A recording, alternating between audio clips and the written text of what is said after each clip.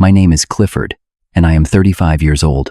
I built a tech company worth $22 million from scratch without a college degree. For years, I used my success to support my family, buying them a new house and paying off debts. I thought they had finally accepted me. Then, during a family dinner, my father called me an uneducated lowlife and ordered me to leave. What happened next changed everything. Before I continue, let me know where you are watching from in the comments. Hit that like and subscribe button if you have ever felt underestimated by your own family. I grew up in a middle-class neighborhood in the Midwest. From the outside, we looked like the perfect American family. My father, Richard, was a respected professor at a prestigious university, teaching economics and business management. The irony of that still makes me chuckle sometimes. My mother, Diana, worked as a doctor at the local hospital, specializing in pediatrics. They were the power couple of our community, educated, successful, and admired by everyone.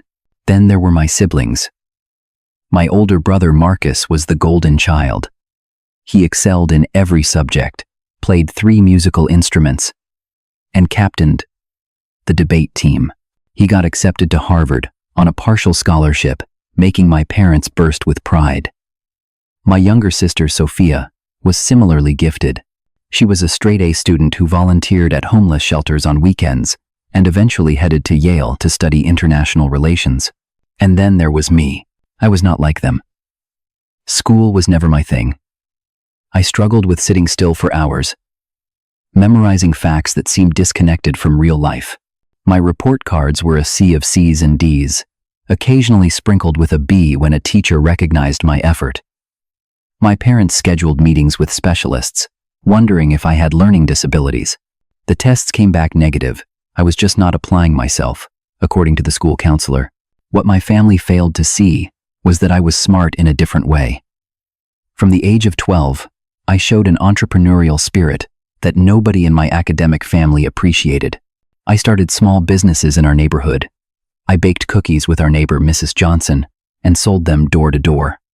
By 13, I had a thriving car washing business during summers. At 14, I was mowing lawns for half the block, saving every dollar I earned. That is nice, Clifford, my mother would say absently when I showed her my earnings. But you need to focus on your schoolwork. You cannot mow lawns for the rest of your life. Family dinners were exercises in humiliation. Marcus got accepted to the Honor Society, my father would announce proudly. Sophia won the science fair again.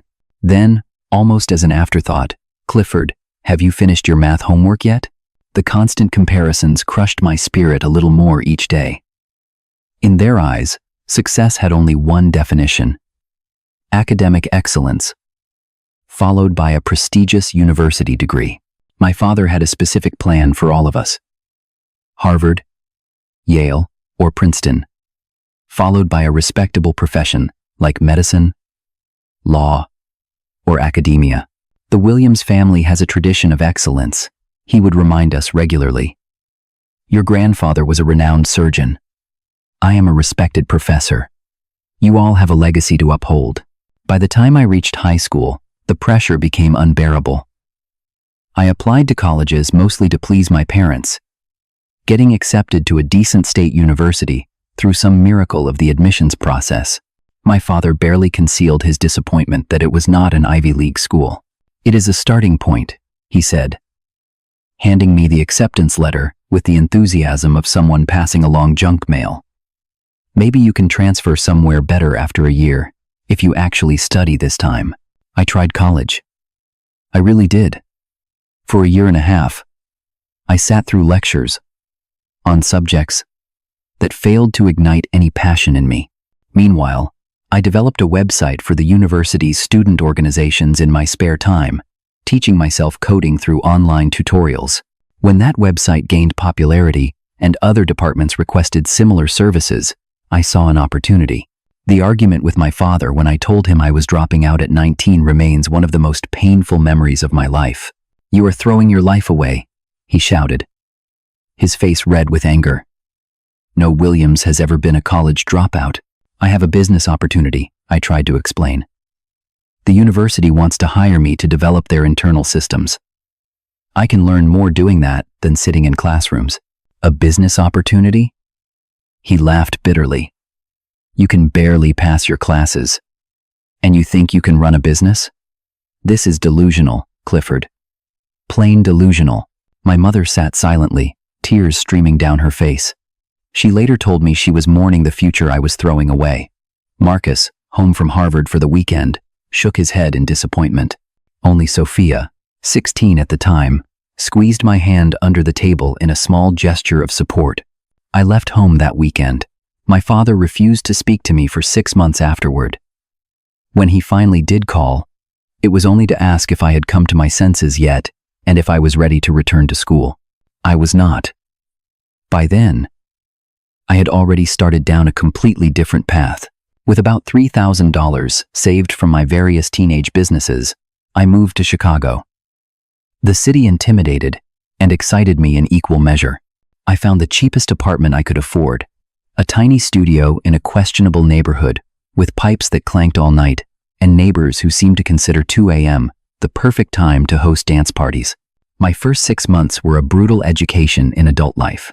I worked 3 part-time jobs simultaneously.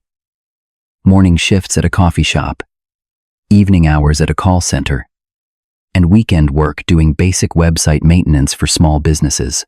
Between shifts, I taught myself programming languages through free online courses, secondhand textbooks, and coding forums. My apartment transformed into a makeshift office. My bed doubled as a couch during the day, and my kitchen table became my desk. I lived on ramen noodles and peanut butter sandwiches, calculating each expense down to the penny. There were months when I had to choose between paying rent on time or eating properly for the week. 8 months into my Chicago life, I met Kevin at the coffee shop where I worked.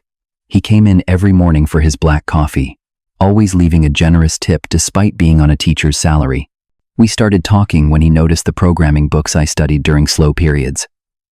Unlike my family, Kevin asked questions about my business ideas with genuine interest. You have a unique perspective, he told me after hearing about an app concept I was developing. You see gaps in systems that others miss. Kevin became more than a customer, then more than a friend. He believed in me when no one else did. When we started dating, he would bring dinner to my apartment, on nights when I was coding until dawn, making sure I ate something besides vending machine snacks. My first serious app attempt was a complete failure. I spent 3 months developing a social platform for local musicians to connect with venues, only to discover similar apps already dominated the market. I remember sitting on my apartment floor at 2 a.m., surrounded by energy drink cans, fighting back tears of frustration. This is what happens when you do not have proper education, my father's voice echoed in my head. You waste time on ventures doomed to fail. But I refused to give up. I pivoted, analyzing what went wrong and what I had learned from the experience. The coding skills I developed were valuable, even if the product was not. The turning point came unexpectedly at my coffee shop job. A regular customer named Stanley, who always ordered an extra hot Americano, struck up a conversation while I fixed his drink. Stanley, I learned, had sold his software company 2 years earlier and was now angel investing in promising startups. You remind me of myself 20 years ago, he said after hearing about my failed app and new ideas. Hungry, determined, unpolished, but smart. Stanley became my mentor, meeting me once a week at the coffee shop after my shift.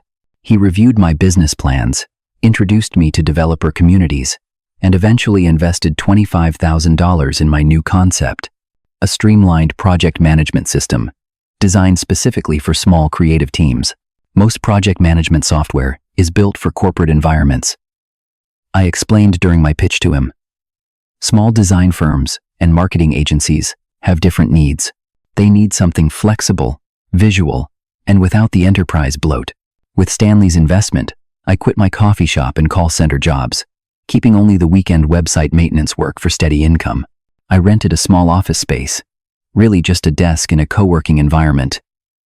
But it felt like a mansion compared to working from my bed. For the next 3 years, 16-hour workdays became my normal routine. I would start coding at 7 a.m., break only for quick meals, and continue until past midnight. My relationship with Kevin deepened during this time. Despite seeing each other mainly when he would bring dinner to my office or when I would collapse at his apartment on weekends, exhausted, but determined to spend at least some quality time together. The first version of my software launched with little fanfare. I had convinced 5 small design agencies to try it for free during the beta phase. Their feedback was invaluable, highlighting issues I had not considered and suggesting features that would make their workflows smoother. I implemented changes weekly, sometimes daily, staying responsive to their needs in ways that larger software companies could not match. Word began to spread. Those 5 agencies told others. By the end of the first year, I had 30 paying clients. Small revenue, but validation that I was solving a real problem. By year 2, that number grew to over 200 clients. And I hired my first 2 employees, both developers who could help scale the product faster than I could alone. Stanley introduced me to more investors, and we secured a modest Series A funding round of $500,000. The night I received confirmation of the wire transfer, I sat alone in my office, staring at my bank account balance in disbelief. More money than I had ever seen in my life was sitting there, entrusted to me to grow this business. I called Kevin first, my voice shaking with excitement. Then I called Sophia, the only family member who had stayed consistently supportive. I wanted to call my parents too, to show them I was succeeding on my own terms, but pride held me back. I wanted to approach them with even bigger success, something so substantial they could not dismiss it as luck or a temporary achievement. The Series A funding allowed us to expand rapidly. We moved to a proper office, hired a small marketing team, and improved the product based on data from our growing user base. Tech blogs began writing about us as an up-and-coming productivity tool. Our client base expanded internationally. 3 years after that first investment from Stanley, we closed a Series B round of $5 million. The lead investor, a major venture capital firm in San Francisco, valued our company at $22 million. The skinny kid who could not focus in school had built something worth $22 million. That night, I finally called my parents. It was time to share my success with them, hoping they would finally see that I had found my own path to success, different from, but no less valid than the academic route they had always valued. The phone call to my parents did not go as I had imagined. After I shared the news about the $5 million investment and $22 million valuation, there was a long pause on the line. "That is a lot of money," my father finally said, his tone difficult to read. "I hope you have good financial advisors." Sudden wealth can disappear just as suddenly. Not congratulations, not pride. Just a warning about losing it all. My mother was slightly warmer, asking questions about what exactly my company did, though I could tell she did not fully understand the technical explanations. The conversation lasted less than 10 minutes, ending with a polite invitation to visit sometime, as if I were a distant acquaintance rather than their son. Despite their lukewarm response, I decided to use my newfound wealth to help my family. Perhaps actions would speak louder than words. My sister Sophia had accumulated substantial student loans at Yale, despite her partial scholarship. Without telling her, I paid off her entire student debt, nearly $87,000. I still remember her tearful phone call when she received notification that her balance was zero. "Why would you do this?" she asked between sobs. "Because I can," I replied simply. "And because you were the only one who believed in me when I left school." A month later, Marcus called me out of the blue. His 10-year-old car had broken down, requiring repairs that cost more than the vehicle was worth. He needed reliable transportation for his family, as his wife was pregnant with their first child. I immediately offered to buy him a new car. "I cannot accept that," he said stiffly. "Consider it a gift for my future niece or nephew," I insisted. "Please, Marcus. Let me help." Reluctantly, he agreed. I transferred enough money for a modest but reliable SUV, suitable for a growing family. When he sent me pictures of the car, I noticed he looked uncomfortable standing beside it, as if being photographed with evidence of charity. The pandemic hit my parents harder than they initially admitted. University budget cuts reduced my father's teaching hours, and my mother's medical practice suffered when non-emergency procedures were postponed. They would never have asked for help.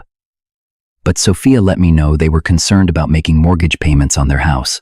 I arranged to pay off their mortgage entirely, transferring the deed to their name free and clear. Additionally, I purchased a newer, larger home in a better neighborhood and offered it to them as an option if they wanted to move. "We cannot accept this," my father said when I presented them with both options. "It is too much. You supported me for 18 years, I countered. "Let me support you now." After much persuasion, they accepted the new house, though my father insisted on maintaining the fiction that they were just living there while I technically owned it. Pride would not allow him to accept that his college dropout son was now his benefactor. Moving day was tense. I flew in to help them transition to the new home, bringing Kevin with me. It was the first time they would meet him. After 5 years of relationship, "This is Kevin," I introduced him proudly. "My partner and the most supportive person in my life." My mother shook his hand politely but distantly. My father barely acknowledged him, busying himself with directing the movers. Throughout the weekend, they addressed questions to me while largely ignoring Kevin's presence, despite his efforts to engage them in conversation. In their new living room, surrounded by half-unpacked boxes, my father finally broached the subject of my career. "I have been reading about these technology bubbles," he said, swirling a glass of scotch I had gifted him. "These valuations are not based on sound economic principles. 22 million today could be nothing tomorrow. Our revenue grows 40% year over year," I explained patiently. "We have actual profits, not just speculative value."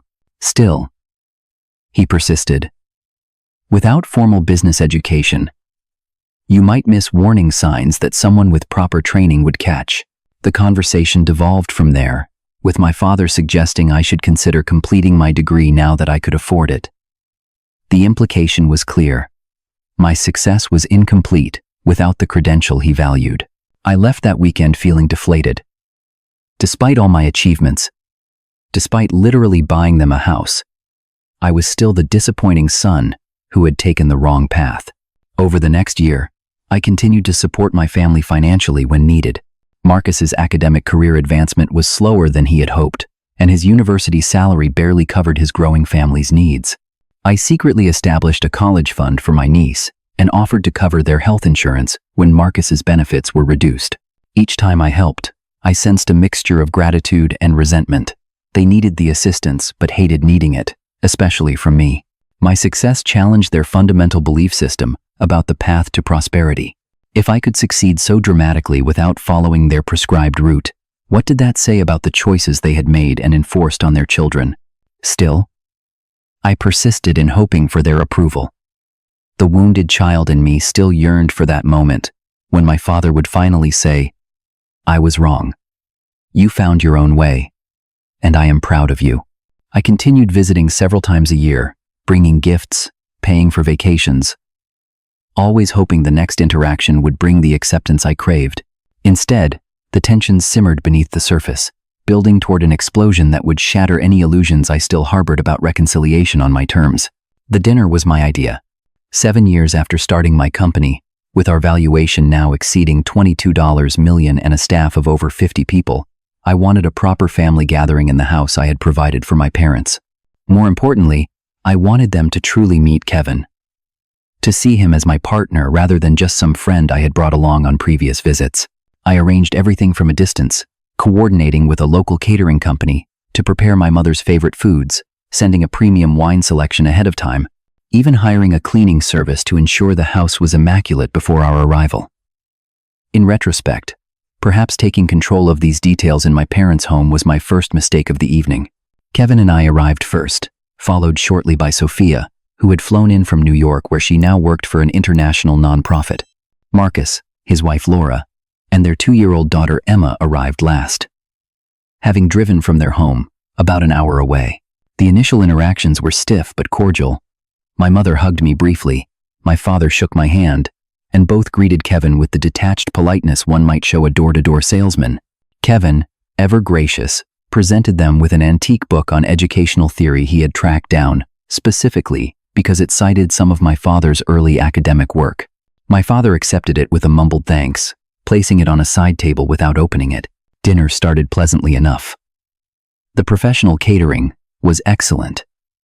Though, my mother made several comments about how she could have cooked herself and did not need fancy restaurant food in her own home. I bit my tongue, reminding myself that this evening was about building bridges, not highlighting differences. The conversation remained superficial through the appetizer and main course. We discussed the unusually warm weather, Sophia's recent work trip to Uganda, and Emma's progress in her toddler enrichment classes. Politics and religion were studiously avoided, as were any detailed discussions of my business or my relationship with Kevin. It was during dessert that things began to unravel. Marcus, loosened by several glasses of wine, asked about my company's expansion plans. Clifford was just featured in Technology Today magazine, Kevin said proudly, pulling up the article on his phone to show the family. They are calling him one of the top entrepreneurs under 40 to watch. My father peered at the screen with narrowed eyes. Entrepreneurship today seems to be about creating something quickly and selling it before the bubble bursts, not building lasting institutions like universities that stand for centuries. Our retention rate is 97%, I said, trying to keep my voice even. Clients stay with us because we solve real problems for them. We are building for the long term. How much are you making now? Marcus asked bluntly, earning a sharp look from his wife. I hesitated before answering. Money had always been a taboo subject in our family, despite being a constant undercurrent in every interaction. But perhaps transparency would help them understand the legitimacy of my path. The company generated $12 million in revenue last year, I said. My personal income was just over $2 million after reinvesting in growth. The table fell silent.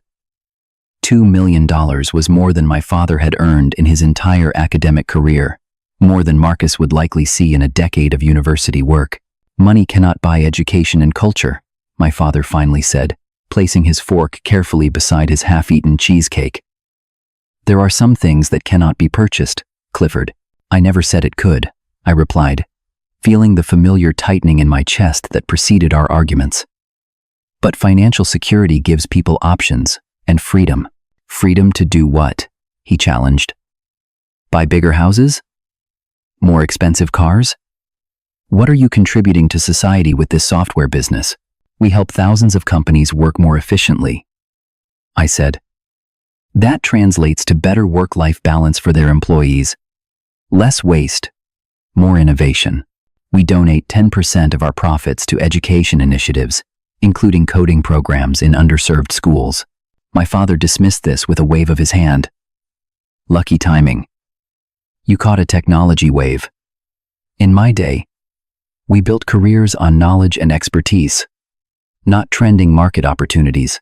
Kevin placed a warning hand on my knee under the table, sensing my rising frustration. I took a deep breath, trying to redirect the conversation.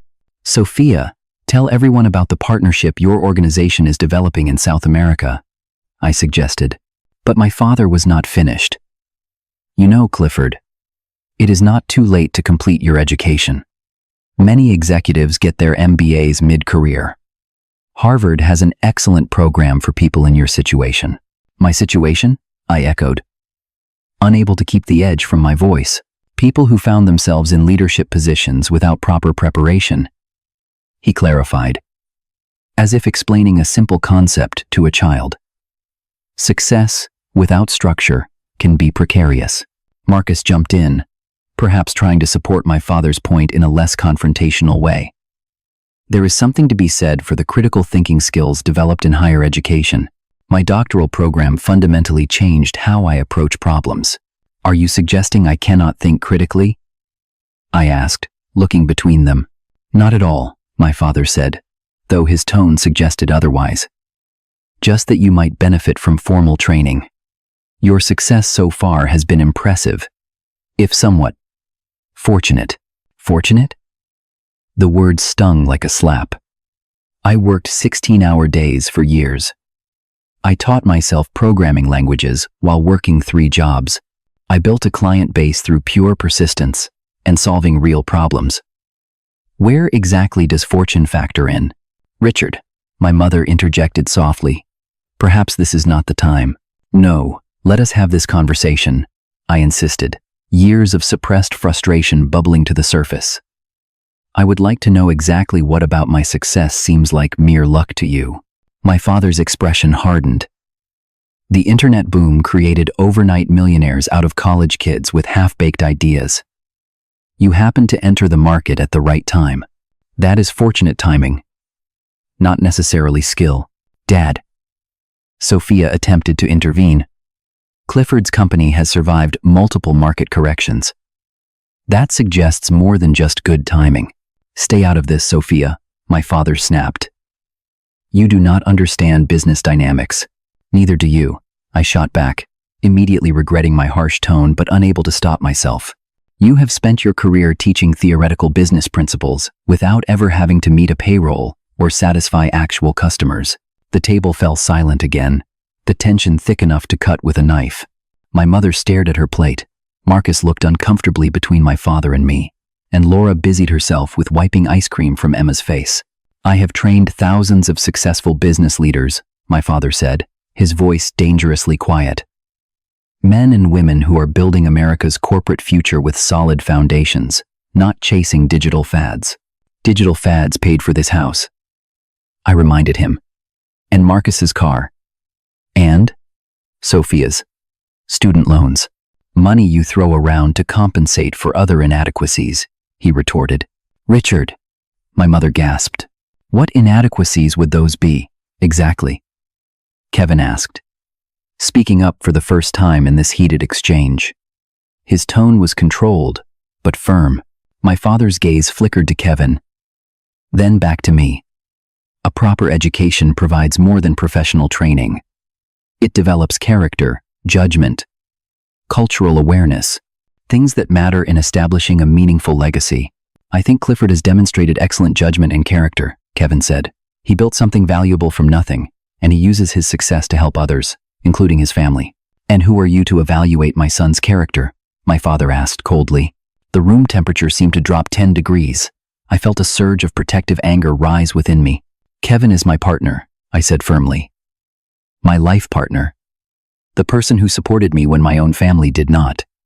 He has more right to speak about my character than anyone at this table. My father's face flushed dark red. I will not be lectured about my son in my own home by some. Some what? I challenged, rising slightly from my chair. Say exactly what you mean. Richard, please, my mother pleaded.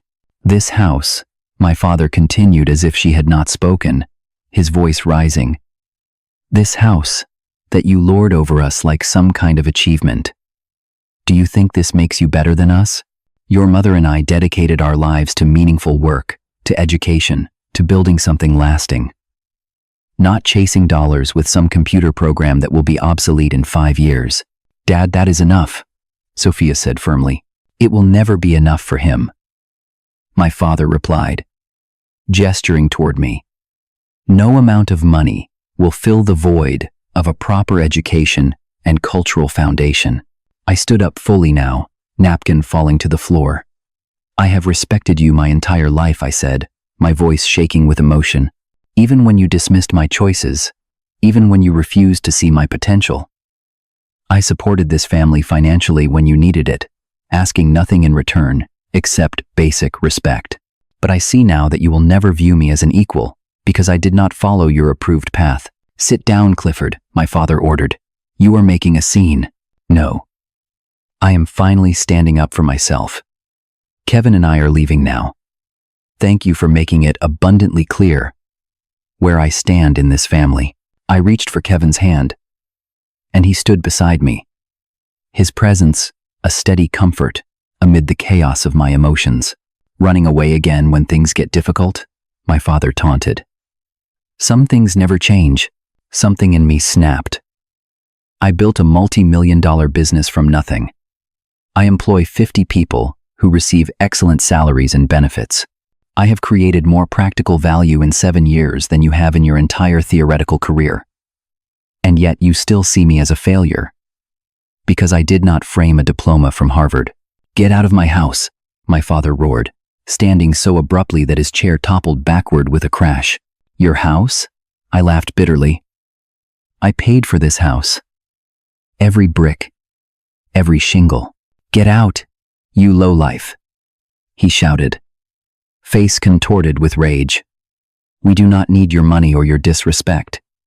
Take your lifestyle and get out." The slur against Kevin, implied but unmistakable, was the final straw. I felt a cold calm settle over me, the kind that comes when a difficult decision suddenly becomes crystal clear. "Goodbye, Dad," I said quietly. "Mom, Sophia, Marcus, I am sorry it came to this."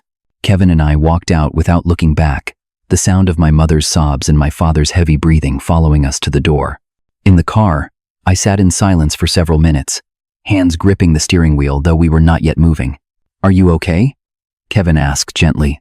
I was not okay. I felt hollow, gutted by the final confirmation that my achievements meant nothing to the man whose approval I had sought my entire life.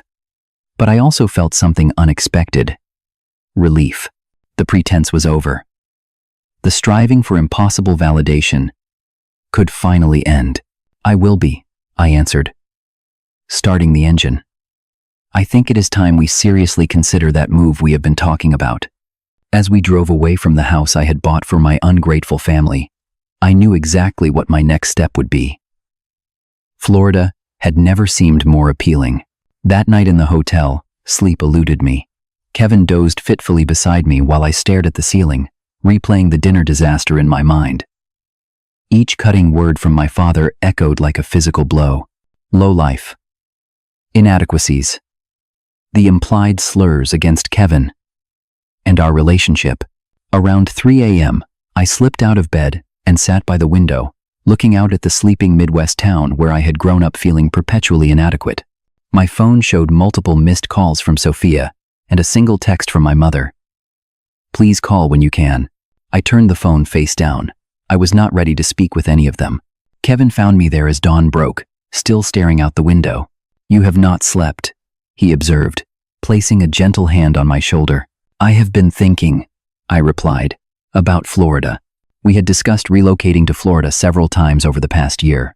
Our company had grown increasingly remote, with team members scattered across different cities. Chicago winters were brutal, and we both loved the ocean.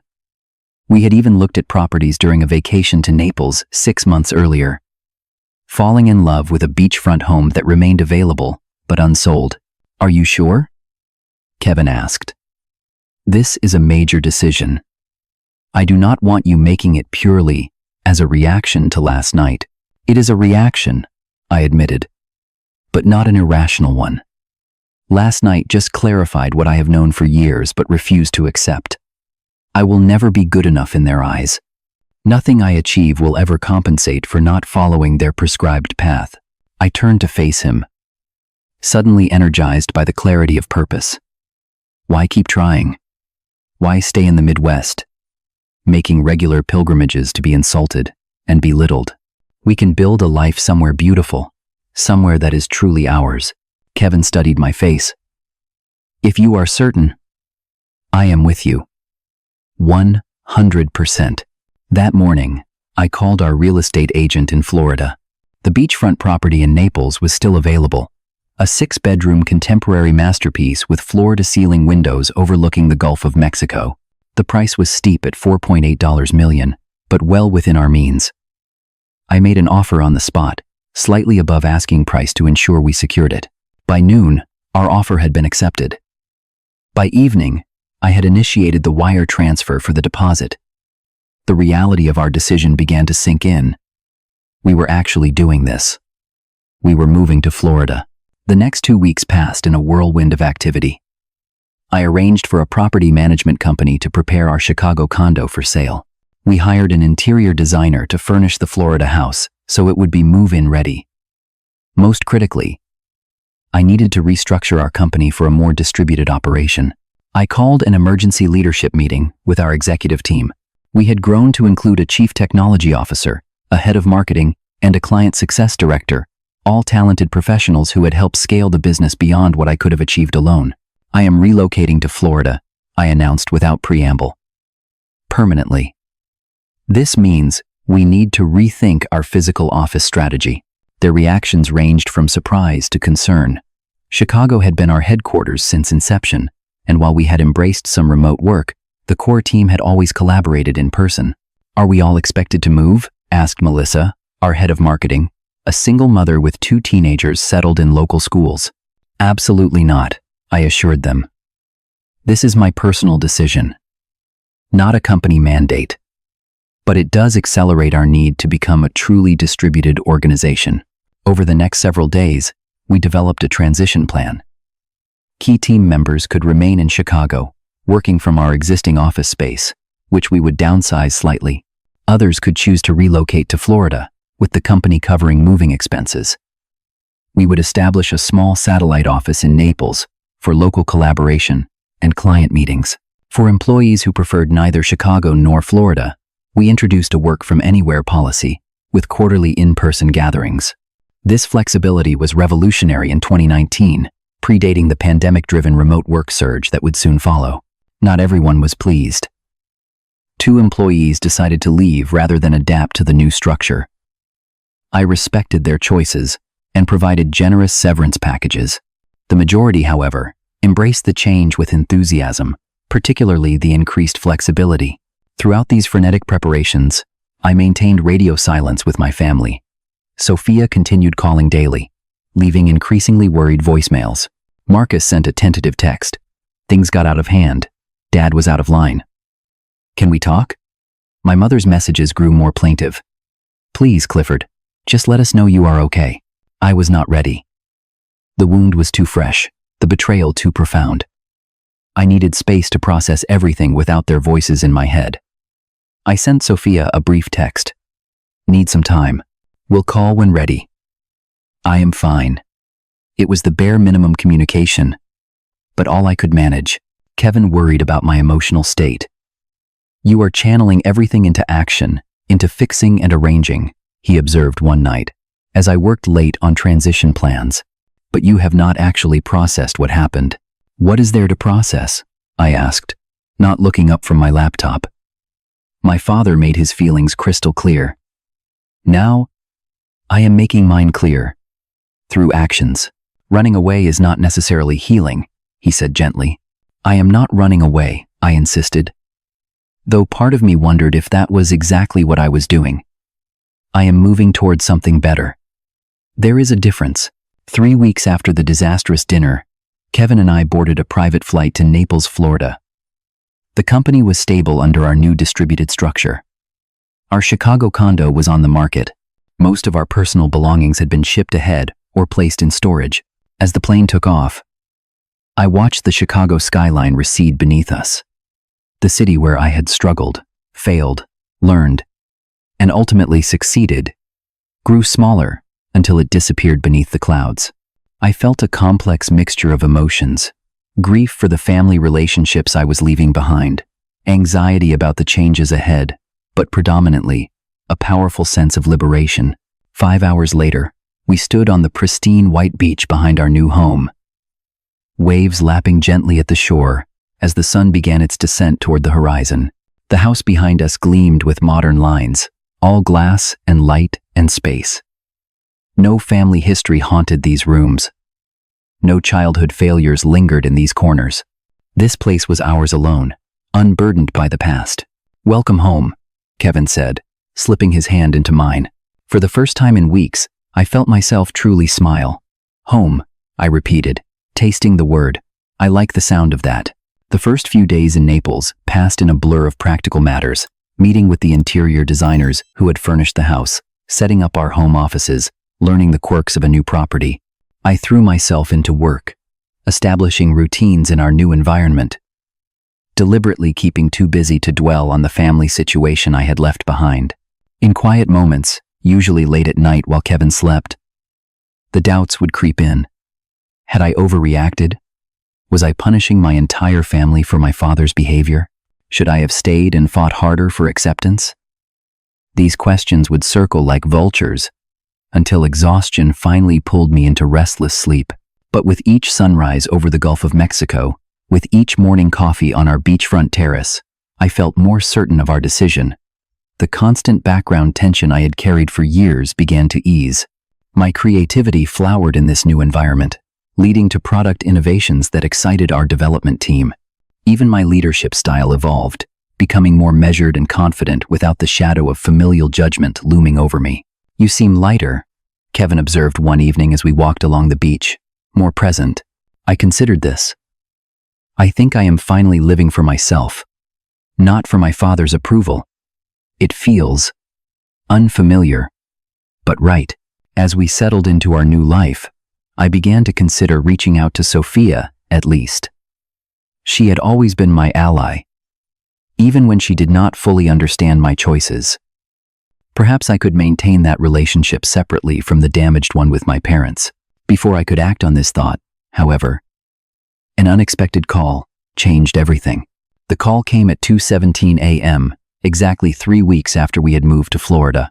The harsh ringtone jolted me from sleep, and I fumbled for my phone in the darkness, heart racing with the instinctive fear that middle-of-the-night calls always bring. "Clifford?" Sophia's voice was tight with tension.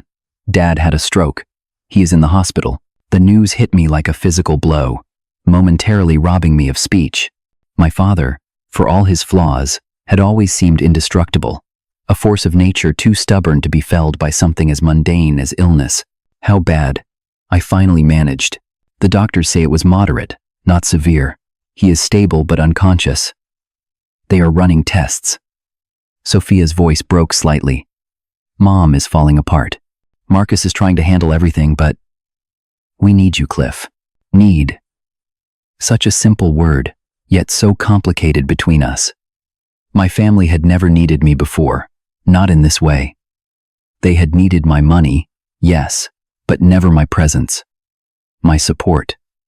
"Me. I will book a flight," I heard myself say, the decision made before I had consciously processed it. After hanging up, I sat motionless on the edge of the bed, my mind a chaos of conflicting emotions. Part of me wanted to rush to my father's side immediately. Another part, the wounded child still smarting from his cruel words, whispered that he would not want me there, that my presence would only add stress to an already terrible situation. Kevin stirred beside me. "What is it?" he asked, instantly alert upon seeing my expression. "My father had a stroke. He is in the hospital." Kevin sat up fully. "I will pack a bag for you." "For us?" I corrected automatically. He shook his head gently. "This should be just you, at least initially. This is about your family, and my presence might complicate things. I will follow in a few days if needed." I wanted to protest but recognized the wisdom in his words. The last interaction between my father and Kevin had been disastrous. Adding that tension to an already volatile medical crisis would help no one. By sunrise, I was on a private jet heading back to the Midwest. A journey I had not anticipated making for months, if not years.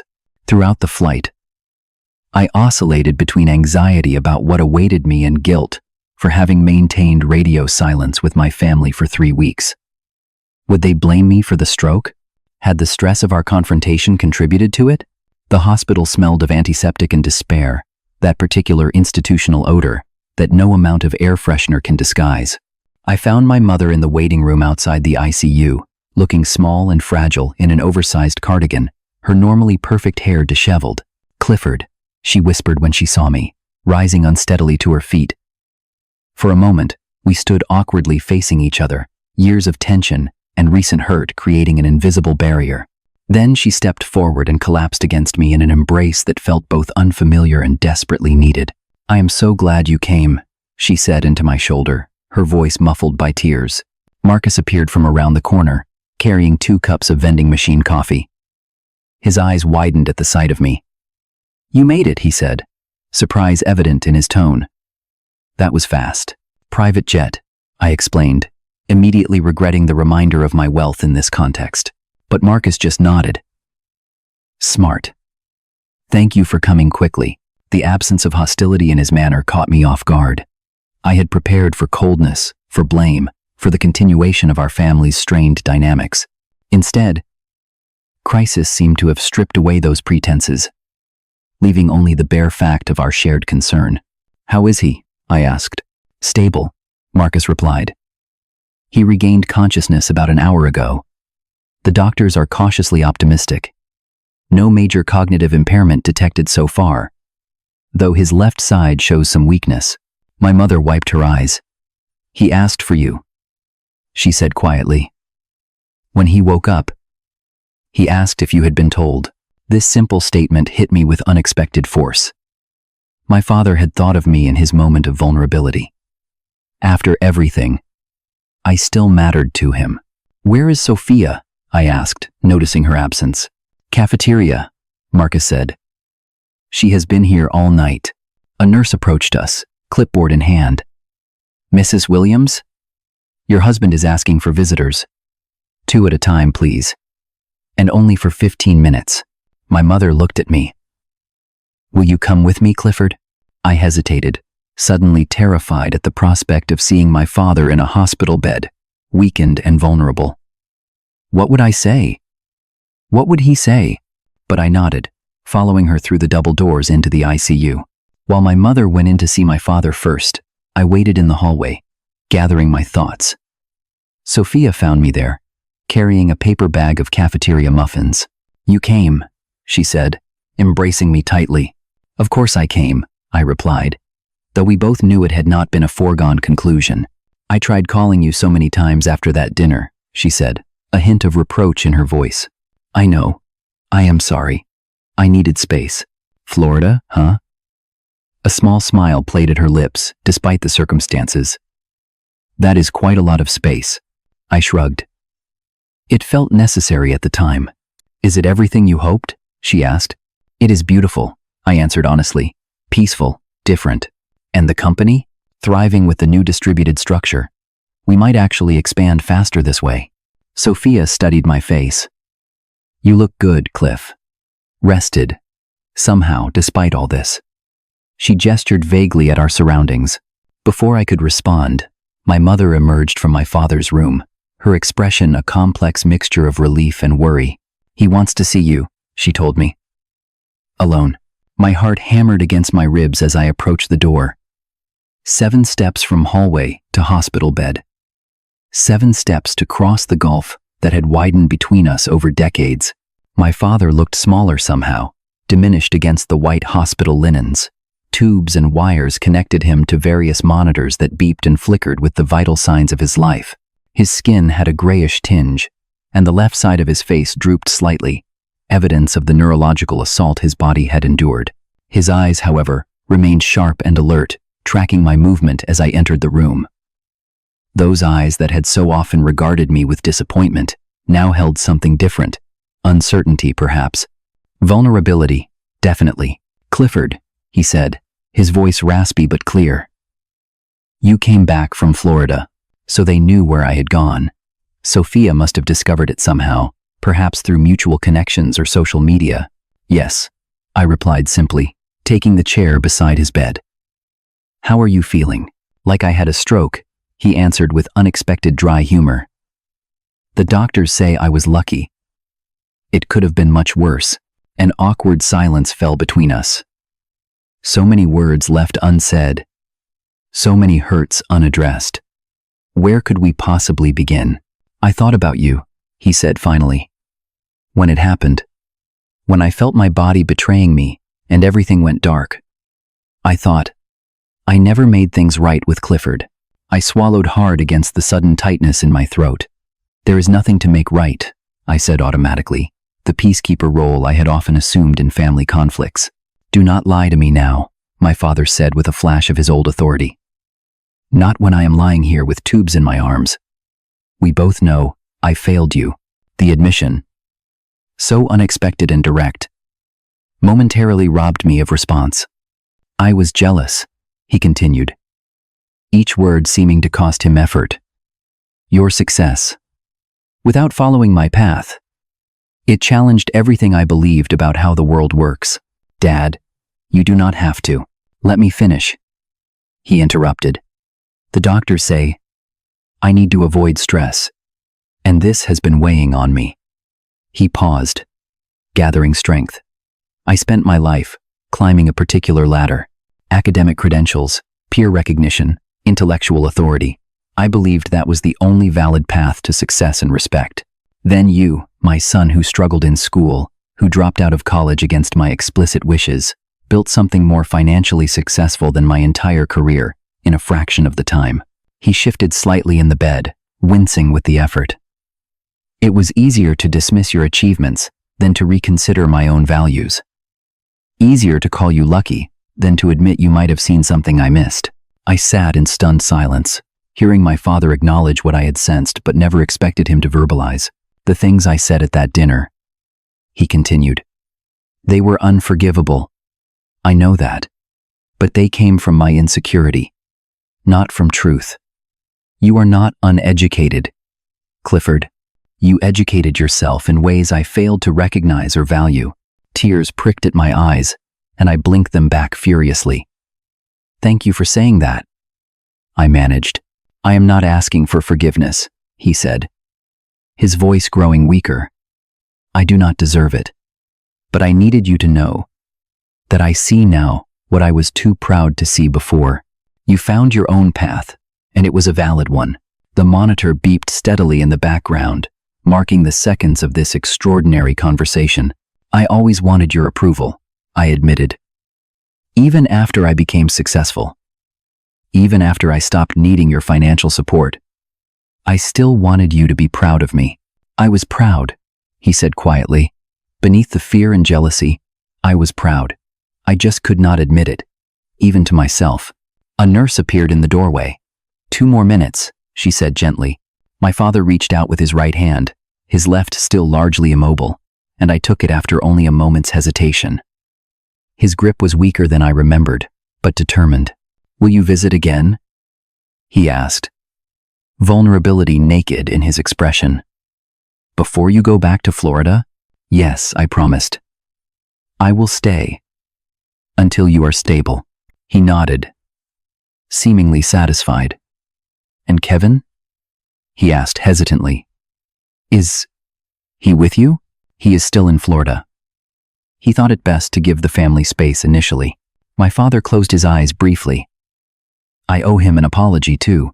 One step at a time, Dad, I said, squeezing his hand gently before releasing it. Focus on getting better first. As I left the room, I felt oddly weightless, as if a burden I had carried for so long had suddenly been lifted. Not completely removed, but significantly lightened. There was still much to process, many conversations yet to have, but the ice had broken. In the hallway, my mother, Marcus, and Sophia waited anxiously. How did it go? Sophia asked. It was a start, I replied honestly. A good start. That night, in my hotel room, I called Kevin and recounted the day's events. He acknowledged he was wrong, I said, still processing the reality of it. He all but apologized. That is huge, Kevin said. How do you feel about it? I considered the question carefully. Validated, relieved, but also cautious. One conversation does not erase decades of disapproval. Of course not, Kevin agreed. This is just the beginning of a long healing process, if that is what you want. I think it is, I realized. Not to move back, not to abandon our life in Florida, but to find some way forward with my family that includes mutual respect. Then we will make that happen, Kevin said with the quiet certainty that had anchored me through so many storms. As I fell asleep that night in the Midwest, thousands of miles from our beachfront home in Florida, I felt myself occupying a middle ground between my past and future, not fully reconciled with one, not completely settled in the other, but moving purposefully toward a new equilibrium that might finally bring peace. 6 months after my father's stroke, I stood on the beach behind our Florida home, watching the sunset paint the sky in spectacular shades of orange and pink. The warm Gulf breeze carried the scent of salt and possibility, a constant reminder of why this place had become our sanctuary. Kevin joined me, handing me a glass of wine. Penny for your thoughts? I smiled, just reflecting on how much has changed since we moved here. Indeed, the transformation had been profound, both in our external circumstances and my internal landscape. Our company had not just survived the transition to a distributed model, but thrived, growing our client base by 30% and expanding our team to 70 employees. We had opened a small but elegant office in downtown Naples, where local team members could collaborate and clients could visit for meetings. Our personal life had blossomed as well. We had made friends in the community, joined a local sailing club, and even adopted a golden retriever named Sandy, who currently lay snoozing on the beach a few feet away. The house felt truly like home now, filled with memories we had created together, untainted by past disappointments. Most significantly, though, my relationship with my family had evolved in ways I never anticipated that terrible night when my father ordered me to leave. Sophia had visited us 4 times, falling in love with Naples and threatening to relocate herself when her nonprofit opened a Southeast regional office. She had become a regular presence in our lives again. Our sibling bond stronger now, without the shadow of parental dynamics complicating it. Marcus had surprised me by visiting once, bringing his wife and daughter for a long weekend. Initially awkward, the visit had gradually warmed as Marcus relaxed into the casual luxury of beach life, so different from his structured academic environment. Watching his daughter Emma build sandcastles with Kevin had softened something in him. Before leaving, he had asked sincere questions about my business, showing genuine interest rather than skepticism. My parents had not yet visited in person, my father's recovery being a lengthy process requiring regular physical therapy sessions. However, we had established a routine of video calls every other Sunday. These conversations remained somewhat stilted at times, but grew progressively more natural with each passing week. My father would never be effusive or demonstrative. That simply was not his nature. But small changes signaled a significant shift in his attitude. He asked questions about my business decisions without immediately critiquing them. He mentioned articles he had read about successful entrepreneurs without college degrees. Once, he even sent me a book about self-taught innovators throughout history, with a brief note, "Reminded me of your path. Thought you might enjoy this." These gestures, though modest, represented a monumental change in our dynamic. Not the dramatic reconciliation scene from a Hollywood movie, but something more realistic and ultimately more sustainable. A gradual rebuilding of respect. "Your sister called while you were swimming," Kevin mentioned, interrupting my reverie. "She wanted to remind us about your mother's birthday next month. She thinks we should both fly out for it." I nodded, considering the invitation. "I think we should. It is time they got to know you properly, without all the tension clouding everything." Kevin squeezed my hand. "Only if you are ready." "I am," I realized, not expecting perfection, but ready to continue building whatever this new relationship is becoming. As the last sliver of sun disappeared below the horizon, I reflected on the lessons of the past year. Lessons I wished I could share with my younger self, and with anyone else struggling to forge their own path against family expectations. First, I had learned that success truly comes in many forms, and no single pathway holds a monopoly on achievement or fulfillment. My father's academic route was valid for him and many others, but my self-taught entrepreneurial journey was equally legitimate. The diversity of paths enriches our collective experience rather than diminishing it. Second, I had discovered that financial success, while providing security and opportunities, could not purchase the acceptance and validation I had craved. That had to come from within first, before it could manifest in my external relationships. Moving to Florida had been less about escaping my family and more about finding space to validate my own choices without their immediate influence. Third, and perhaps most importantly, I had learned that people can change, even when change seems impossible. My father, with his rigid worldview and decades of academic certainty, had begun the difficult work of reconsidering his assumptions. Not completely, not perfectly, but meaningfully. His stroke had been a terrible event, but it had created an opening for growth that might never have occurred otherwise. Sandy padded over to us, shaking sand from her golden coat before collapsing at our feet with a contented sigh. Kevin refilled our wine glasses, and we settled into the comfortable beach chairs that had become our favorite spot for evening reflection. "Would you change anything?" Kevin asked after a comfortable silence. If you could go back to that night at your parents' house, I considered the question carefully. No, I finally answered. As painful as it was, we needed that breaking point. We were all maintaining a facade, pretending that things were better than they were, avoiding the real issues. Sometimes, things have to break completely before they can be rebuilt in a healthier way. The stars had begun to appear overhead, countless points of light in the darkening sky.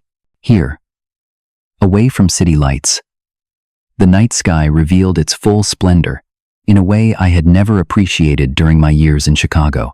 The company called today about that expansion opportunity in Austin, Kevin mentioned, changing the subject.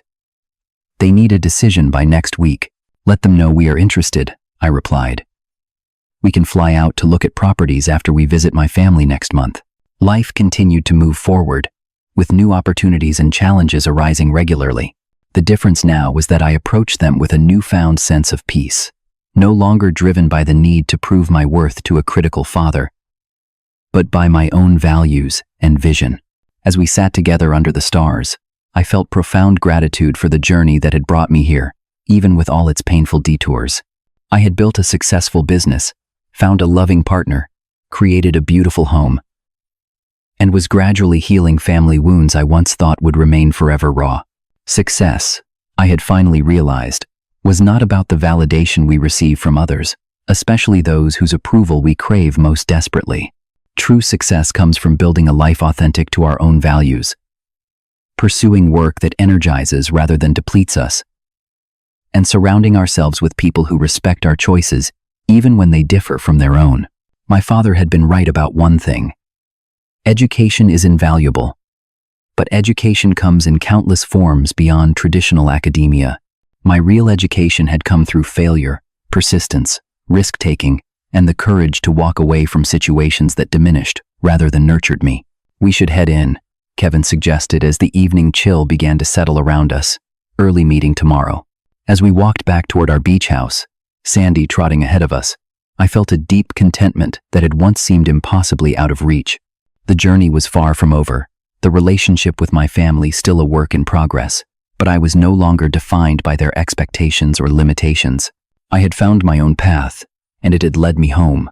Have you ever had to choose between family expectations and your own dreams? How did you handle that difficult balance? Share your story in the comments below. And if this resonated with you, please like, subscribe, and share with someone who might need to hear that success comes in many different forms. Remember, sometimes the most painful chapters of our lives become the foundation for our greatest growth. Thank you for listening to my story, and may you find the courage to build a life that is authentically yours.